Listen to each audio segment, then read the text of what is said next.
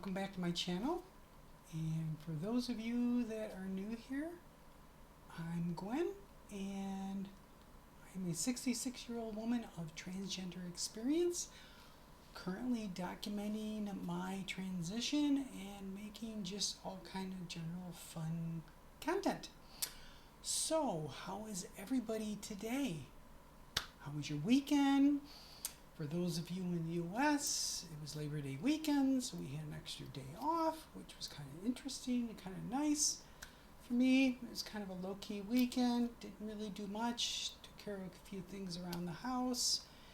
Just kind of relaxed. So, that's pretty much in a nutshell for me. Nothing new this week as far as surgery goes. It just waiting on my therapist. She says she's going to have the letter done today. So once that happens, then we can start moving forward again. Next week, I have some tests coming up. Cardiac clearance with the cardiologist. Blood tests at the end of the week. Next Tuesday, I go for my 3-month follow-up with my face surgeon. So that'll be kind of interesting. So let's see. Last week I got lots of comments, a couple of comments, and some things to talk about, which has been kind of interesting. So let's see. First off, I want to thank everyone. All you subscribers, you are wonderful. Because of you guys, this is all because of you. This is the reason why I keep making new videos and new content. I'm over 300. When I started this back in Christmas of last year, I didn't really think I would be where I am today. Because of all of you, you've made my channel really successful in terms of what I expected to get out of it. It's just been totally amazing how many people have subscribed. I just can't put it into words. You guys are the ones that are making the channel. And this is why I enjoy doing it. So anyways, one of the comments I had from last week, it was actually from my friend April over in the UK. I had shown a picture of my sister when she graduated from high school.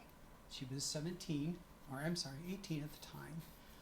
And I was asked, could you show a more up-to-date photo of your sister? Well, I actually happen to have it. Dear, excuse me. This was from probably 3 or 4 years ago.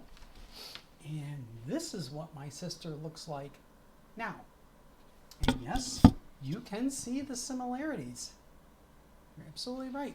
So, but anyways, so yes, that's what my sister looks like now. Another comment that I had was, how did I develop my feminine voice? Well, I went through voice therapy. The company is called Seattle Voice Labs. It's all online learning. I actually worked with a voice coach online, and it was 50 minutes a day. 50 minutes a week for 6 weeks. And I had some homework and practice to do outside of the classes. I will say that prior to starting voice lessons, my voice was, as far as the male range goes, I was in the upper range. I did not have a very deep voice. I could try to do it. Let's see. I'm not going to say it's going to work. I have to really think about and concentrate on this. I used to talk way down around here. It's very hard for me to do, and of course it makes me start to laugh because every time I try to do it, I think back about my voice therapist. Um, Probably 6 months ago, I tried to do my male voice, and he started laughing. He says, "You sound just like a woman trying to do a male voice." It's very, very difficult for me to do that now. The big thing is, the big takeaway that I found from doing the voice therapy that he told me is everybody can do it. How we learn to talk when we are younger is by mimicking our parents. That's how we learn to talk. So things like tone and dialect are all derived from listening to our parents speak when we were small. So the voice therapy that I went through isn't anything radical. It was relearning how to talk. So take everything that I learned as a child and throw it out and just learn different ways to speak, which typically men will talk, if I can do this, with their tongue partially over their teeth, whereas women talk with their tongue behind their teeth, which also by doing this, it raises the larynx a little bit, so you get a little bit higher pitch. There's other little tricks like your T's, and S's. Those were things that I had to relearn. A lot of people don't, or a lot of, well, you won't find very many men, excuse me, that when they say, they'll say things very hard, whereas women will s out the S. So there's little tricks like that on how I worked to achieve my feminine voice. It's still practice. There are times where I might find myself falling back a little bit towards a more deeper voice. So it's an ongoing practice. Oh, and the other thing is men typically talk from down in here, down in the chest, whereas women, they don't really talk. A lot of higher pitched women will talk very nasally up here, which would get you really, really high pitch. What you're trying to do is trying to create a balance between a chest voice and a head voice, so you get a little bit of nasal that you would a typical female would get, but at the same time you're also bringing in a little bit of your chest voice and blending it both together, and thus this is how you achieve, at least I achieve, my feminine voice. For those of you that are interested, definitely check out Seattle Voice Labs. The gal that runs the company, Claire, she's an amazing woman. When I started in December of 2021, I had picked up one of their, or was assigned to one of their new instructors. Amazing man, he is just so good. And we've actually become friends since then. But anyways, he was the one that really showed me or taught me to get where I am today. It's nothing very hard. Those that would typically tend to have a deeper voice, it may be more challenging because you also are going to have to be raising your larynx at the same time that you're learning new words. So it could be a little bit of a challenge. I do know that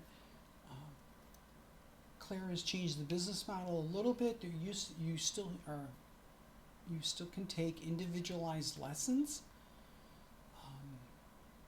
and they're individualized private lessons, but she also offers group lessons where you're in a group of 4 people with 1 instructor.